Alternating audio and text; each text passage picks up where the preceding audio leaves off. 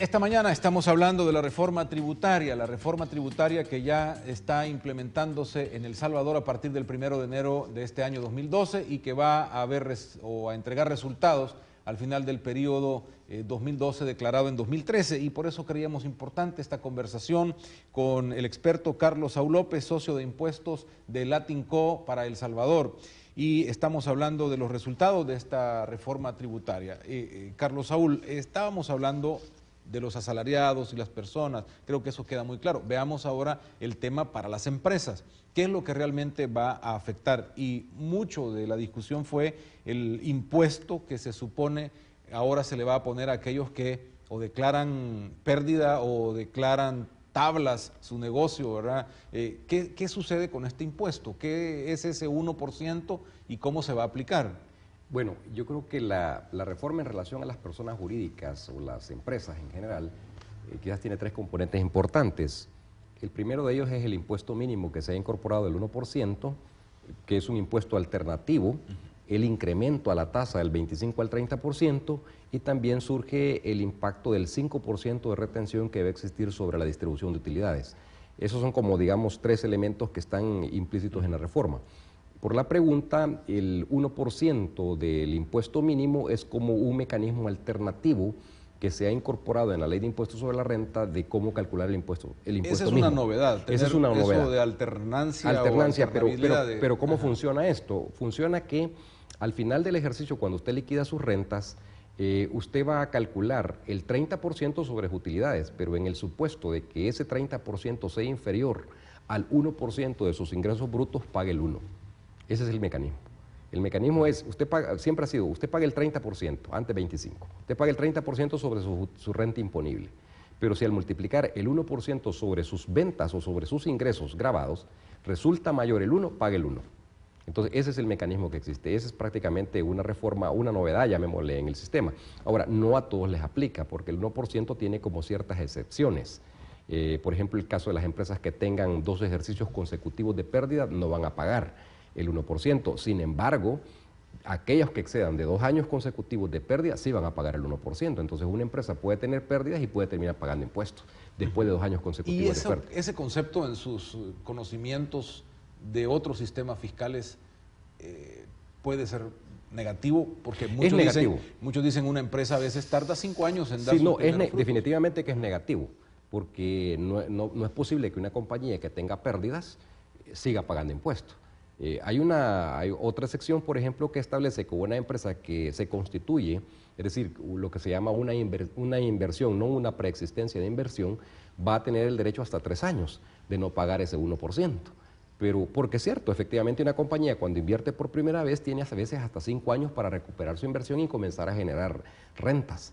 Pero cuando estamos hablando de que la ley solo da 3 años, o cuando nos está diciendo que tengo 2 años de pérdida consecutiva, más de 2 años, yo tengo que pagar el 1%, puede conllevar a una descapitalización. ¿Es el 1% sobre lo que haya vendido? Sobre lo que haya vendido. O sea, no es el 1% sobre la renta, sino el 1% sobre lo que haya vendido. Que no necesariamente, como decimos, lleva al final a ganancias. No necesariamente. Hay una regla también de cuando usted tenga un margen bruto arriba del 2%, también va a estar sujeto a ese 1%. Si es una pequeña empresa que en ese caso, o es una empresa que no pequeña, digamos, vendió $1 millón, pero eso no le dio ganancias, sino que solo la sostuvo en ese año. Y es el tercer año en el que va en la misma circunstancia, va a tener que pagar. Va a tener que pagar $10.000. Porque el 1% sobre $1 millón tendría que ser 10.000 aunque tuviera pérdida.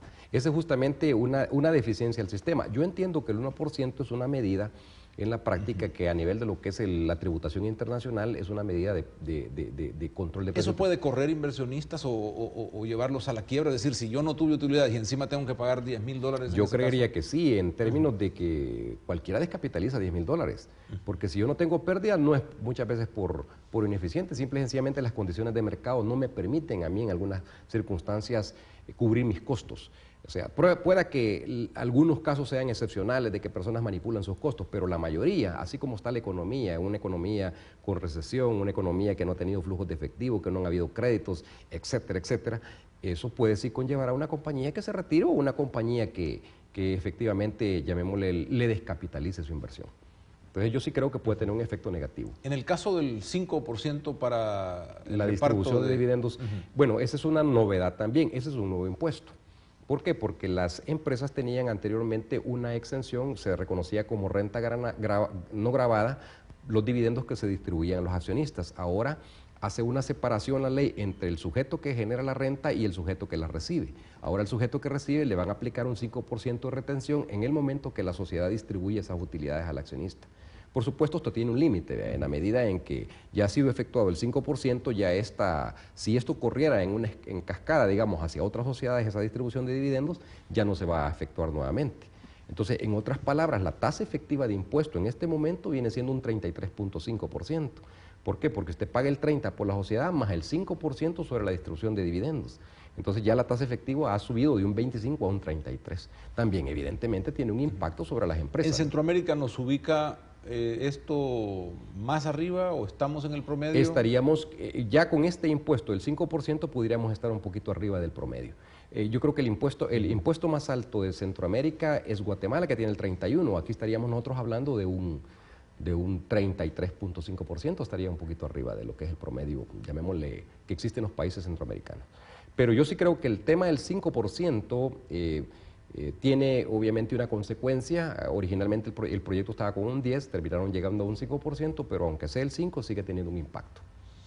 Hay otros temas que es importante, las derogatorias expresas y aplicación de la ley en el tiempo. ¿Qué significa para entenderlo en términos prácticos? Ese es un tema que me parece que es importante. ¿Por qué? Porque nuestra legislación, sí es cierto que entra en vigencia el 1 de enero del 2012, resulta que para las utilidades que se generaron en el 2011, esas sí van a estar afectadas al 5%.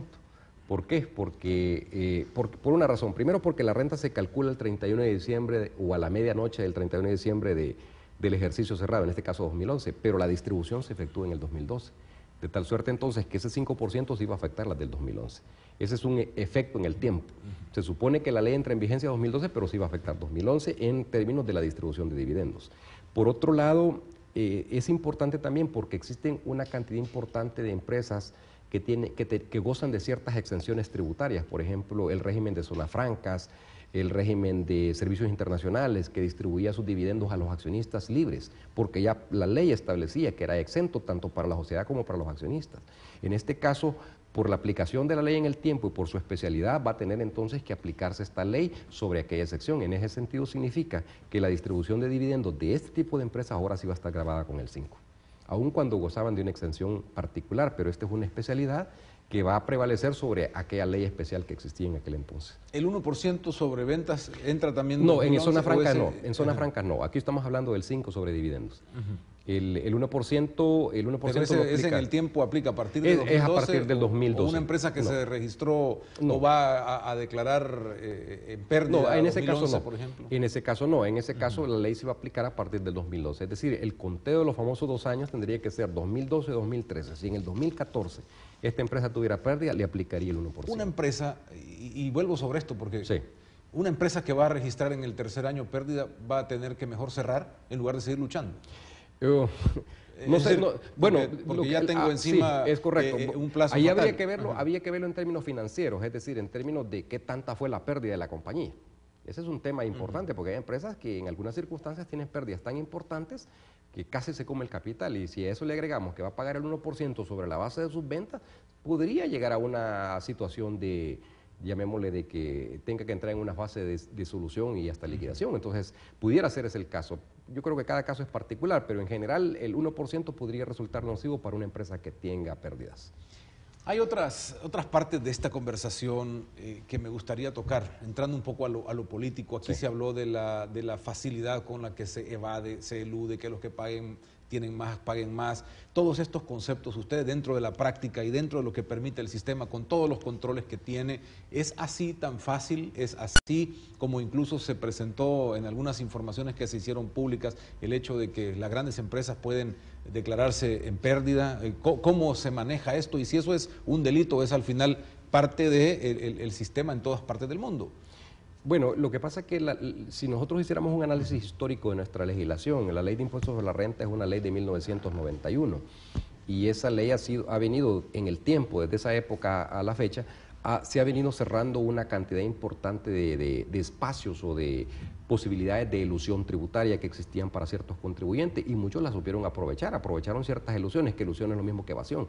O sea, elusión es aprovechar los vacíos que la ley tiene en algunas circunstancias para... Que no es delito. Que no es delito, estrictamente. Yo creo que el delito es cuando existe una actuación deliberada por parte del contribuyente de no querer pagar un tributo cuando es su obligación. Entonces aquí estamos satanizando esa posibilidad de hacer uso del sistema. Yo lo que creo que, como en todos lados, en cualquier país del mundo, hay personas que sí estrictamente evaden y hay personas que eluden los impuestos. Y hay personas que pagan lo que corresponde. Yo creo que el tema de la evasión de impuestos es un riesgo que el contribuyente en algunas circunstancias toma. Yo más bien creo que Hacienda, me imagino que en su experiencia también ha detectado que hay empresas que efectivamente han evadido impuestos y hay empresas que efectivamente no necesariamente han evadido y que Hacienda tiene un criterio muy diferente al criterio que muchas veces lo ve la empresa. Acordémonos que estamos ante dos sujetos. El sujeto que es el recaudador, que ve el mundo de los impuestos desde su perspectiva, y el sujeto que es el contribuyente, que también ve los impuestos desde otra perspectiva. Entonces, lo que para este puede ser un tributo, para este no necesariamente es. Aquí han habido sentencias de impuestos muy importantes que se le han ganado al Estado muchas veces porque el Estado tenía la óptica de que era un impuesto que le correspondía. Entonces, cuando hablamos de evasores, es una palabra casi no terminada, es decir, porque siempre existe el proceso para poder demostrar yo creo que existe, como cualquier delito, el derecho de poder demostrar de que soy inocente. O sea, y eso se debate en tribunales. Aquí tenemos tribunales, por ejemplo, de apelación de impuestos internos y tenemos hasta la Corte para demostrarle en algunas circunstancias a Hacienda que yo no estoy evadiendo, si fuera el caso. O también Hacienda igualmente recurre a estas instancias para demostrar que él tiene la razón. Lo importante, creo yo, es que todos tengamos bien claro cuáles son los impuestos a los que debemos nosotros cumplir y a partir de ahí la tipificación o calificación de si es un delito o no es un tema que requiere mucho debate y mucho tiempo. Si una empresa grande como las que se dijo en algunos papeles que salieron de Hacienda, mire, declara poca renta, eso es al final culpa de la Hacienda que no supervisa, o eso lo ha permitido, o eso está dentro de lo legal, o ¿qué piensa de eso? Bueno, en principio es un delito haber revelado una información que era privada. O sea, partamos de ese supuesto. Esa es una información que es privada y hay una legislación en torno a eso que establece ciertas restricciones al funcionario público. Ahora, el tomar ciertas cifras y decir que solo porque los impuestos son bajos en relación a sus ventas, eso me parece una apreciación miope, porque hay que entender cuál es el negocio, hay que entender qué es lo que el negocio hace y hay que entender sus costos y sus ingresos. Yo creo que todo eso se puede clarificar sobre la base de un proceso de auditoría, pero en primera apreciación decir que no pagan porque no es así, yo creo que a mí me parece que es más es un juego político que en algunos quieren aprovechar como para Pero hay justificar. cosas con las que no se puede jugar y en este caso usted ha tocado el tema de la información y digo esto no solo por el hecho de que se divulgue, sino por los impactos que tiene para el país en cuanto a seguridad jurídica de los inversionistas. Claro. ¿Eso es un tema que va a impactarnos? Yo creo que lo importante es que todos aprendamos de esta lección que no se puede jugar con información privada. O sea, no se puede jugar con información privada. Y eso creo que es lo importante y de esa es la lección que debemos de sacar. Ningún político, ningún funcionario puede hacer uso de ese tipo de información con el objetivo de desprestigiar a alguien, porque al final lo que le generamos es un daño. O sea, imagínese si a usted le dicen que usted es un evasor, lo primero que le generan es un efecto en el mercado. Y probablemente al final los demás lo van a terminar señalando sin que sea cierto. Entonces yo creo que ese tema sí hay que saberlo manejar. Creo que lo que se necesita por parte del político o del funcionario es prudencia. Y eso no puede abusar de su poder porque la ley también lo limita. Él no puede hacer más allá de lo que la ley le permite. Y una de las cosas en las que está limitado es usar información privada para efectos públicos. Creo que ese tema me parece que debieron haberlo evaluado con mucho cuidado. ¿Las expectativas de la aplicación de esta reforma al final va a ser bueno para el país? Yo entendería que, según lo que Hacienda mencionaba, hablaba de 150 millones de dólares que van a recaudar más derivado de esta reforma. Y efectivamente está bien claro, si solo aumentar la tasa al 5%, del 25 al 30, evidentemente va a generar más recaudación. El 5% de la distribución de dividendos también. Sí, la economía se sostiene con el ritmo supuesto, que tiene la economía se mantiene en un cierto ritmo, porque estos 2 últimos años han sido años críticos y las empresas han sufrido ciertos momentos difíciles en cuanto a la generación de sus rentas, en cuanto a la generación de utilidades. Esperamos que la economía se estabilice, se esperaría que a nivel mundial las economías estén mejorando, aun cuando existe una crisis importante en Europa. y ha existido una crisis importante en Estados Unidos, esperamos que esos resabios no nos afecten tanto como nos han afectado en estos últimos 2 años. Carlos, gracias por habernos Encantado, acompañado. Rafael, Ha sido mucho un gusto gracias. tenerlo en este programa y gracias para acercarnos servirles a este tema que es complejo y que no todos conocemos plenamente, el tema impositivo. Carlos Saúl López, socio de impuestos de la empresa Latinco, nuestro invitado esta mañana. Terminamos.